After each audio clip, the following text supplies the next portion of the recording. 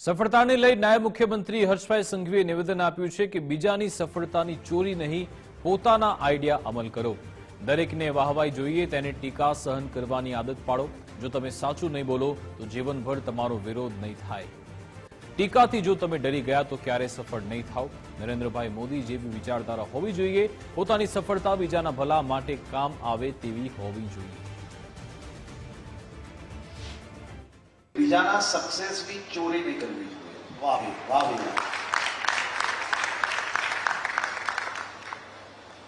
શેખરભાઈ આ કર્યું, ખૂબ સક્સેસ ગયા, ચલો આપણે બી એ જ કરવા માંડીએ. જક્ષયભાઈએ શું કર્યું, હું બી એ જ કરવા માંડ્યો. તમે આઈડિયાઝ ચોરી કરવા કરતા આઈડિયા ક્રિએટ કરો. જેને વાહવાઈ જોઈતી હોય એને ટીકા સહન કરવાની આદત સૌથી પહેલા રાખવી જોઈએ. તમે ક્યારેય સાચું નહીં બોલશો ને તો જીવનભર તમારો વિરોધ કોઈ જ નહીં કરશે. કોઈ બી વસ્તુ તમે નવું કરવાનો પ્રયત્ન કરશો ને એટલે તમારી ટીકા થવાની. પરંતુ જો તમે એ ટીકાથી ડરી ગયા, જો તમે સામનેવાળા શું કહેશે એનાથી ડરી ગયા, એટ લાર્જ પબ્લિકનો વ્યૂ આપણે 100% માનવો જોઈએ.